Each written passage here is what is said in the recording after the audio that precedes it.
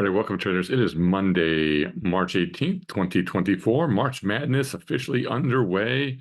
We got the basketball tournament starting, and we've got the markets on fire today, moving rapidly higher. So let's jump in. We'll take a look first at the account, which had a good day today, and then we'll jump into some of the charts, and we'll take a look at what is working, and then we'll take maybe a look quickly at the account itself, and we'll take a look at some of the individual positions that we have on. All right, so let me screen share away. I'll get me off of the screen as well so you can see the whole thing.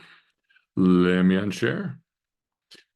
All right, so here we go. March Madness underway. Like I said, we are down minus 182 deltas, mainly because I put on a pretty hefty short call position today. So that knocked our deltas quite a bit down from positive to pretty decently negative. However, still only a 0.04% delta. So we're still very delta neutral, well under the 0.2 plus or minus max that I have for the account. Theta is sitting at 1093, helped a little bit today by selling those short calls. We're still sitting at 0.25 theta, so theta is still a little bit light, but you're going to be light when you've got no volatility in the market and the market only goes up a little bit every single day. We ended the day net lick-wise 437,583, which is up a nice almost $1,500 since Friday. Which is good to see. And then BP usage bumped up a bit today, 307,273. Putting on the call naked puts today chewed up a decent amount of buying power. We'll see how that kind of settles in with some of the span margin that we've got going. So overall, even after we subtract the bill, we're up around 60% in buying power. So it's a little high. We'll keep an eye on it. I'm not going to put anything new on, but that trade today did chew up a lot of buying power, even though we have a lot of a lot of naked puts out there. This chewed up some BP to put these calls on, which is all good. All right, so we're up a little high, about 60%. We'll need to calm that down. We'll let it start to just meander down as we close some trades, but I really liked that today. We'll talk about a little bit why. And we booked another 2,100 in profit today. So coming back a bit from Friday, where we closed another strangle to the downside. So Friday, just as a quick update, is we took a hit on a copper strangle, $5,875 to the downside, and then we let two put debit spreads expire, one from a long-term 112 and another one from an oil 112. So the two put debit spreads expired out there. One was really a long put because we had sold the short puts of the put debit spread. So that was Friday. And then today we had two 0 DTE wins back to back. So we still continue to do really, really well on 0 DTE. Right now, we booked another $450 today. We did a call spread today when we gapped way up over the 3 ATR. We also put a put spread on. Took a little bit longer to get through the day, but eventually we won on the gap up on that one. So $450 to the good. We also closed a naked put of a 112 trade in bonds. So we closed the 10 ticks. We closed the 109 strike for 10 ticks there, 1064s technically.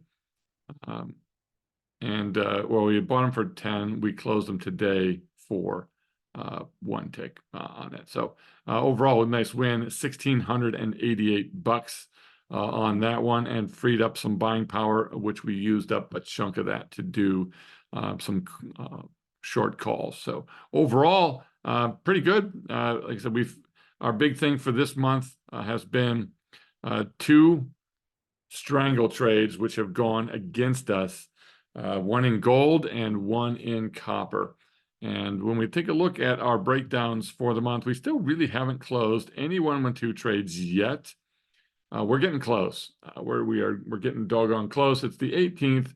We've got one that's at 93%, so we'll probably take that over, maybe even tomorrow, the next day, but for sure this week. And we've got another one sitting there right around 89%, so a little early yet on that, with the markets kind of up and down and volatility moving around. We haven't been able to close out next month's 112 naked puts as early as I would like. Normally, we close those on around 90 days. Right now, we're sitting at 94 days on the one, but we've only been in the other one about 75 days. So we might make it 2 of these by the end of the month. We'll see what happens on those. So overall, not too bad. We just have a put debit spread that's closed this month. But the gold strangle and the copper strangles has erased last month's positive strangles. However, we have a couple more strangles getting ready to come off for winners. So that'll offset some of this loss and will be to the plus side. And then we really haven't taken off a lot of 112 trades. I mean, today was really the first, major one here. These were put debit spreads that have come off.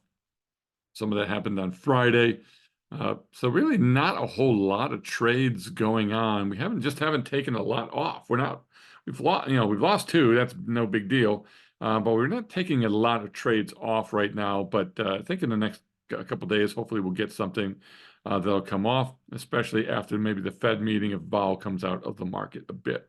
However, we are making some money down here on 0 DTE. We've booked $1,400 in 0 DTE trades this month. We've taken in $675 worth of bill distributions, and then we've closed another $2,100 in spec trades. So when it starts to look at like the spec trading stuff that we've got, we're up $4,000 this month. So that's certainly offsetting these 2 losses. It's all good. You expect some losses and you expect some things to happen. I mean, look at our win rate overall for the year. Okay, we've got 80 wins, only 5 losing trades for a 94% win rate. So I'm totally okay. I don't get too wound up about it. You win some trades, you lose some trades, and you just have to stay consistent with the trades that you have on. One thing I'll show you, if we take a look quickly at the pivot table piece here, just to take a look at the strangles. Here's where we are on the strangles. So we're up almost $7,000 for the year in strangles, and we've only lost 2 out of 19. Okay, so 2 out of 19. So winning 17 out of 19 strangle trades, 89.5%, basically 90% in just in 3 months. So it's pretty nice. We'll keep taking that. Yep, a couple losses this month.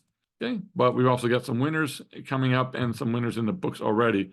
And then, some people say, oh, copper, terrible. I'll never trade it again. Well, I'll trade it again because I've got 4 winning trades and 1 losing trade in 3 months. Okay, I'll keep doing that if I can continue to get a 90% win rate overall. Okay, I know that if I've lost 1 and I've won 4 out of 10 trades, okay, I should win 9. Okay, so I'm hoping that the next 5 trades will be winning trades in copper. So no sense stopping. You just keep putting them on and you let the probabilities play out.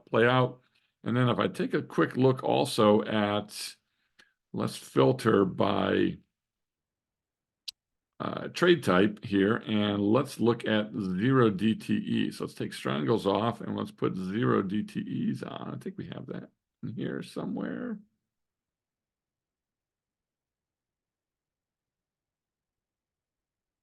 You know what? Maybe not, because I think I'm filtering by,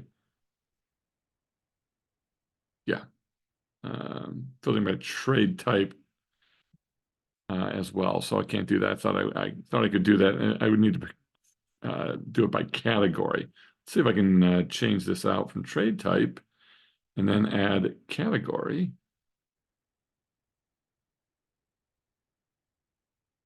Okay, and then let's just look at all of them, and let's just look at 0 DTE.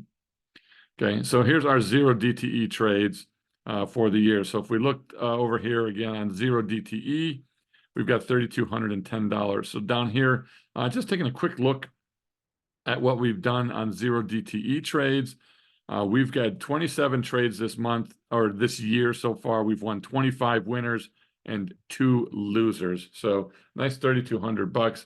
But again, if you're looking at winning 25 out of 27 trades, we have a 93% win rate. And that's exactly what we would expect. So I'm almost exactly where I expect to be. I've not been as consistent as I'd like to be. We put on 16 of those in January, only 4 in February because we had a very busy month that we just couldn't watch the screen. And I've only got 7 on this month, but I'll try to get some more on because they have been a profitable trade. And if you want to let your positive expectancy and your consistency shine through, you've got to continually put on trades to let that positive expectancy play out over time. So you saw where we were with strangles. Here's where we are on the 0 DTE trades. So we're doing really, really well on those. We're going to keep those rolling and just keep generating that little bit of cash cushion that we have. So between Bill and 0 DTE and some spec trades, those are paying for our hedges. We're going to take some losses on some hedges this month. We've got some coming up here, so we'll let those things play out a bit for us. But that'll add to our losses for the month. But I'm okay being hedged with the market being overdone at this point in time. So let's take a look and let's see why the market might be a little bit overdone at this point in time. All right, let's take a quick look at the weekly and then the daily here. Let's start off with SPY. So we're up $32 on SPX, which is a little over $3 on SPY today, up 0.6%. You can see that on SPY, we've been in this tightening ascending wedge for quite a while. So you can see, we'll keep drawing this up here, and then let's extend this one out a bit, the bottom. Okay, we're going to move this one up. I think let's hit as many of these marks as possible here. So 1, 2, 3, basically 4, 5, 6. And so of this ascending wedge that we have, you're starting to see some things breaking down below. Now look at the MACD falling. RSI been falling.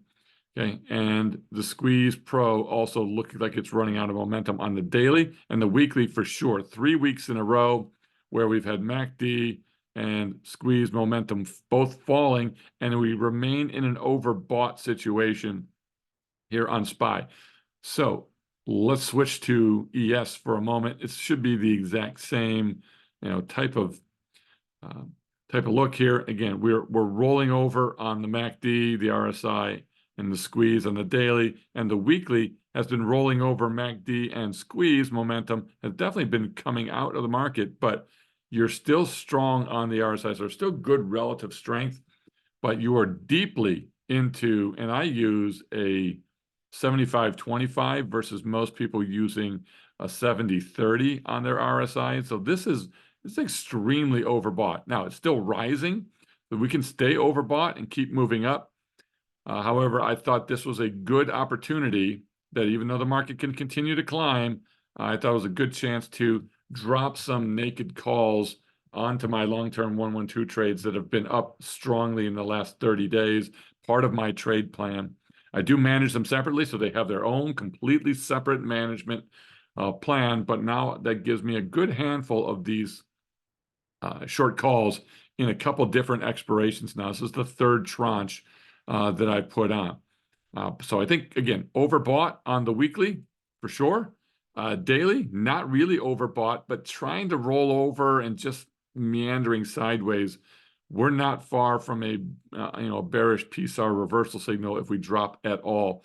If we break below this particular rising wedge, you look for the 21-day at 51.30, and if that doesn't hold, we're going to be looking down here somewhere. And now you've got to start to watch probably this area in here, which was the next biggest pullback area. If this doesn't hold, okay, then you've now got a lower low.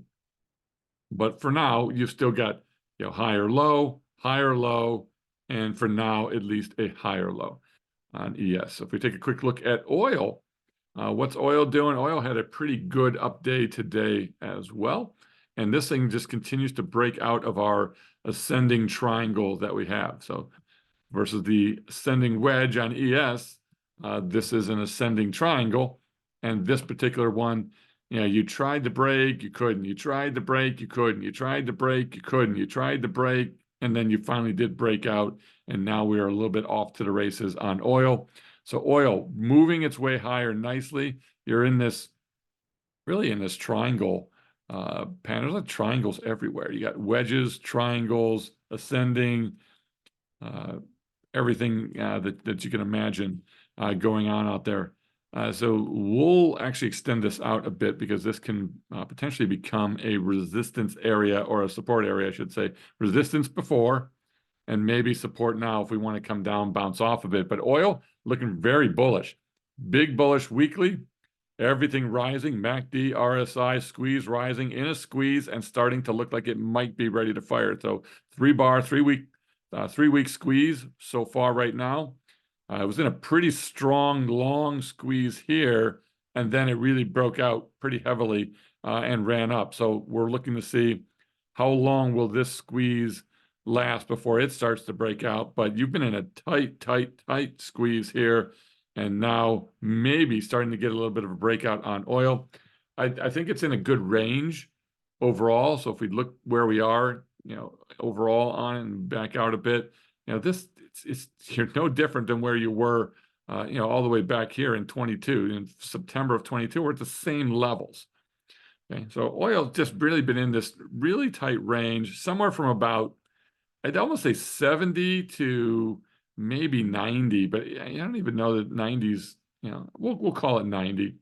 But we'll call this one really about 67 to 90, somewhere in that range. You're almost right dead in the middle of this entire range. I like where oil is. We put on a new trade in oil today, so members got a new trade on in oil. All right, gold. Similar, it broke out of this ascending triangle that we were in. Pretty strong breakout here. You could see we were squeezing, okay, and then popped, squeeze fired right here, and this thing was off to the races to new all-time highs, all in 1 week. Giant week up, and then kind of settled back in the last week. Just calmed itself down a bit, and then we'll see what happens. Do we start to kick into gear and move higher? The one thing we will look at here is that we did trigger a bearish PSAR reversal signal today. So we came down, came close to the PSAR signal the last 2 sessions, couldn't hit it. Today we finally did. We triggered a bearish PSAR signal. You've got MACD falling, RSI falling. You've got squeeze rolling over. Even though the weekly looks pretty solid and pretty strong to the upside, the daily does not. I think that's setting up decently for a bit of a strangle here. You've got a little bit of elevated volatility in gold. If we look at gold volatility, it's been moving higher from really hanging around this 11 and change, spiked up pretty good the other day, and it moved up a little bit more today as well. So gold volatility is definitely on the rise, and gold itself, a little bit of mixed signals between the weekly and the daily, which for me, I think is setting up for a nice strangle. Some people are saying, no, this is too strong. It's just going to rocket higher, and maybe it will. I think you just play the probabilities. You can give yourself maybe a little more room on the call side, but I like the fact that it's pulling back here on gold. Maybe gives yourself a strangle opportunity. All right, let's take a look at bonds, which have been a little bit of a challenge lately. And bonds are just struggling. If we look at the 10-year notes today, look at this last, week and a half, week and a half or so, just rates have been just rocketing higher from about 4 all the way up to about 4.3%. So 4% to 4.34%. So pretty good increase, not quite 10%, probably something like 8% rise in rates. Well, with rates rising, then bonds are going to be falling, and they have done so. But they've been within this trading channel, and now we're just below all of our moving averages to the downside. MACD is falling, RSI is falling, squeeze is falling, so the momentum is all to the downside on the let me see if we can pull this in here and give you a little bit better look at this range. But on the weekly, I mean, everything is falling as well. And I'm looking at these fib levels from this low back here in October all the way to the December highs, and then just a channel pullback that we've been in, down, up, down, up. So just a series of lower highs and maybe 2 lower lows so far. So we'll see what happens here. First thing is we're going to take a look at the 50% fib, about 116. That would be the first level I'm going to look at here. That's not too far ahead of the 3 ATR band at about 116 versus 116 and 2264. So those are pretty close. I'm going to look for those to potentially give us a decent little support level. If not, then down here at 114 would be the 618 retracement of this up move overall. So we'll see if either one of these levels holds. We don't have any really clear defined levels from this pullback. This was pretty much a mighty rise, so you would expect a decent pullback. So maybe 50, 618, something in those along those lines. I like the fact that we're going to strangle this in here. We've got a new strangle that's down fractionally, but then we've got another one that's up 48%. That should come off any day now. So if bonds gets maybe a little lift or just some sideways action, IVR on bonds still pretty low. All right, so there's where we are on bonds. If we take a look at copper, it broke out of this channel pretty violently, just like gold did. Strong weekly up move, bullish weekly, bullish daily. Now it's overbought on the daily. Doesn't mean it can't stay there, but you've got very overbought. The squeeze is very long. MACD continues to rise. So copper still in a pretty bullish mode, but it is above the 3 ATR now for really the fourth straight session. Now that 3 ATR is up at a 45-degree angle or more, which means it's invalid as far as I'm concerned until it starts to level out. But normally you cannot survive up here forever. So we'll keep an eye on this on the weekly. You can see that we're getting closer to that 3 ATR level. So very bullish weekly, very bullish daily. We're just going to let copper do its thing, wait till it calms down a bit, and then we'll look at entering some other trades. Now, we do have trades in copper right now, and we're up 52% in 21 days on a 112 trade in copper. And then as far as the Russell goes, it just can't seem to get anything going. Ascending triangle, another ascending triangle on the same uptrend line. Now, this uptrend line, a little bit in danger today. We'll see what ends up happening. Tried to break out of this ascending triangle, came back here, fussing right with the support, which is maybe flipped to resistance a little bit right now. And you get to 21 EMA. We'll see if RTY, the Russell, can hang in there here, or are we going to get a bit of a break now and then have to see what happens if we get any kind of a pullback on it overall. All right, so there's where we are. And then my last one is 6A with the US dollar moving up strongly the last week and a half here in this tightening triangle, symmetrical triangle pattern.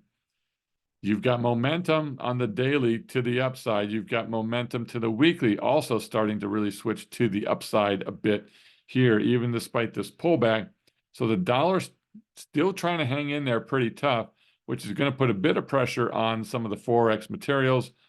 But I like where we are. We're just sitting square on this 21 EMA. The daily MACD is kind of falling, squeeze kind of falling. So you got some bearish, a little bit of a bearish move here. But if we're looking at the weekly, you got some bullish MACD. RSI is dead flat. And then the squeeze pretty much flat as well. So there's just not a lot going on 6A. So this is setting up for a really nice strangle opportunity. Now we have a strangle working in here. It's up 34% in 12 days. We'll see what happens with that one, but we'll take that off if we need to. All right, so there's where we are looking at the charts and where things are potentially going. We'll give a quick look at the account itself. We had a pretty good day overall, as you can see. Good up day. The strangle here on the Aussie dollars up nicely, 37% in 12 days. We've got this, a 112, two different 112s sitting here in oil, sitting at 99%, 98% overall on those with plenty of time to go. We'll probably look to close these down. We've got more trades in oil. We've got strangles, which is up 40%, 112 new trade, 111 trades, 112 trade there. ES, plenty of stuff going on in here. Not only do we have the long puts of remaining of our 112s. We've got 2 different hedges. Okay, yep, hedges are down. It's all good. I don't mind the expense. I don't need to put on, a black swan hedge or anything. I've got plenty of long hedges, long puts here, which is helping keep me in good shape. And I love the fact that these are up around 44, 45, 4,600, and they're not somewhere down around 3,200, where we'd have to drop 2,000 points for them to take over. So I like where we are on those. We've got a BA 112 working, also a nice bearish trade. We've got these naked calls working. Those are up a little over 4%. We're just letting those things hang in there. That's helping our deltas as well stay pretty neutral. We got some 112 trades on, a little bit of a BA Frankenstein trade on. This thing's only down $100, even though it's 900%. Down $100. This thing's here to give me a little bit of a hedge if we pull down. Here's another hedge that we have sitting here. This one's a little bit newer. So we're in good shape overall on ES. We sold some more naked calls. We've got the 120-day naked put trade on. That thing's up 20% in 19 days already, so that's in good shape. Gold here, we're sitting on a 112 trade. That was a 112 trade. We've got naked puts on gold. They're up 9% in 3 days. We've got the copper 112 trade on. We've got NASDAQ 2 different trades on. We've got a BA 112 and a standard 112. Both of those are up great. 1,000% on this one, and 69% on that one. The RTY trade's pretty new, 71% in 17 days on that 112 trade. Bonds we're kind of mixed. We've got a 112 trade on. This is just the put debit spread. We've already taken the naked puts off. That's in great shape. We've got a strangle here up 48%. We've got a ratio spread that's pretty flat. We've got another 112 down here. And then we've got another strangle sitting here, which is down just slightly. And then we've got our bill working, $174,000 worth of bill, using only about 43% margin. And as we talked about earlier, that bill is showing some nice returns for the year so far on bill. So we've got $675 to $700 a month. I will take $700 a month using $43,500 worth of buying power. That is a 1.6% a month return just on bill. 1.6% a month, okay, will equate to somewhere around 19 to 20%. So someone couldn't realize how we were making 20% on bill and wanted to argue it out in YouTube land. I'm not going to do that with you, but I just showed you my capital requirement's $43,000, and I make $600 to $700 every single month. Okay, do the math and figure it out. That will show you how things are done. Anyway, the big key here and the takeaway for me today is 0 DTE and some of the other trades, the 112 trades on, stick to consistency. Let the positive expectancy run with there. The more occurrences you put on, like those strangles, the more occurrences we get on, the better off we're going to be. I just showed you we have a 94% win rate on strangles this year, and there's no reason just because I have a loss or two doesn't mean I'm going to stop out. I mean, look at these 2 months. Had I quit after this, I'd be in the whole $9,000 as opposed to being up, okay, over $6,000 on the year. I'd rather be up $7,000 and stay consistent than take a loss or two and then quit and run away because I'm not able to stay consistent. If you've got a trade and you know that it works over time, you've got positive expectancy in the trade, you need to stay consistent. 112 trades, these are campaign trades. When you're putting on campaign trades with positive expectancy, long-term 112 trades, strangle trades, the 120-day naked puts that I'm doing, the leaps I'm doing on ES that we can get back into now. Those are all campaign trades. I love campaign trades. You put them on, you let them go, you win the majority of the time, you lose a couple, but over time, positive expectancy plays out. And if you're using the right underlyings and you're allocated properly with your buying power, you're going to be in much better shape, right? So that's the key for me here, and key for everyone on your takeaways is stay consistent. Positive expectancy works over time. It doesn't work when you quit because you have a losing trade. Okay? Oh, I should have known because there was news coming out and I should have just exited. No, you should just stay in the trade according to your plan and let the probabilities play out. Okay? Don't focus on all of the news. Put your trades on. They're campaign style trades or they're positive expectancy trades that require consistent entry and exit. If you slow it down, okay, and you don't put as many trades on, you're going to reduce the number of occurrences. And if you have something that wins 90% of the time, okay, I would rather put 100 trades on and win 90 than put 10 trades on and win only 9. Okay. So I want to win 90 times. I want to win more. If I know it wins 90% of the time, why wouldn't you do more? I'd like to get 120. I'd like to get 200 of these trades on. Okay, so my goal this year is to try to keep at least 6 strangles a month. And I think what did I say we were doing already on strangles? I think somewhere in the neighborhood of 19 strangles in 3 months. So we're on pace for about 3 strangles a month. I'm just taking a quick look at here. Okay.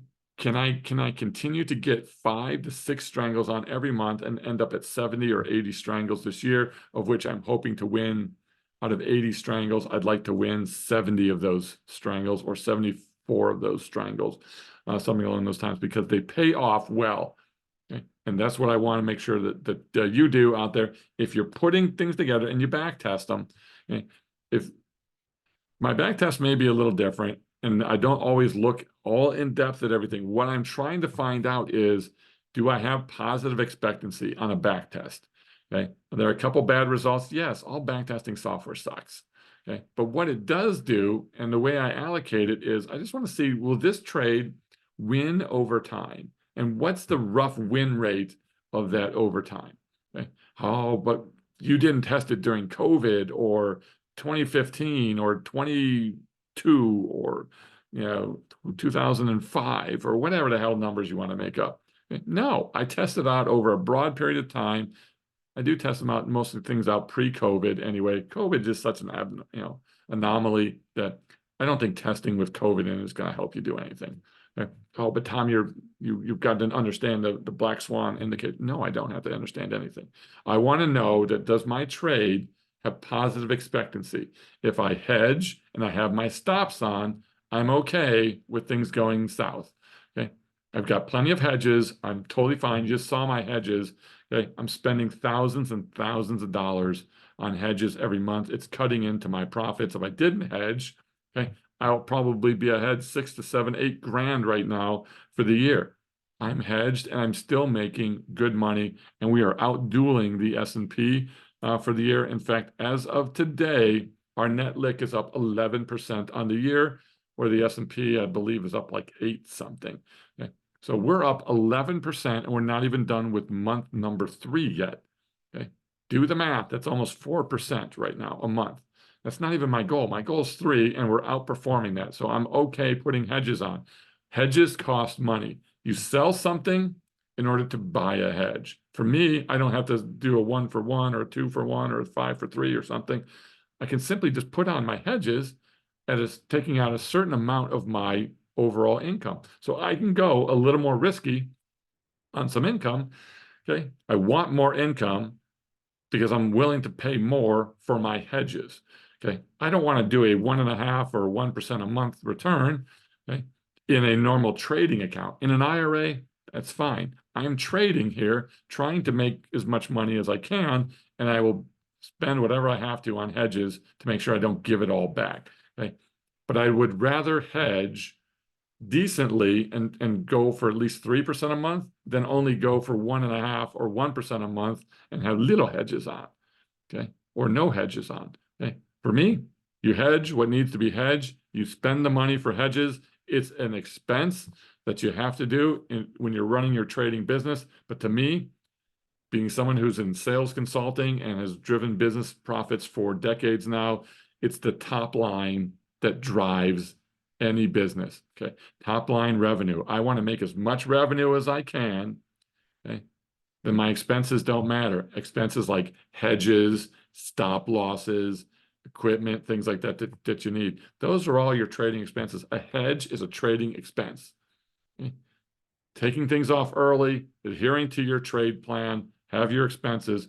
Expenses are so small, though, when your top line is huge. Okay, so this is my last point to you guys is make your top line huge, and that way you can spend as much as you need to on your hedges, and the bottom line won't matter. Okay, because you're gonna come out ahead.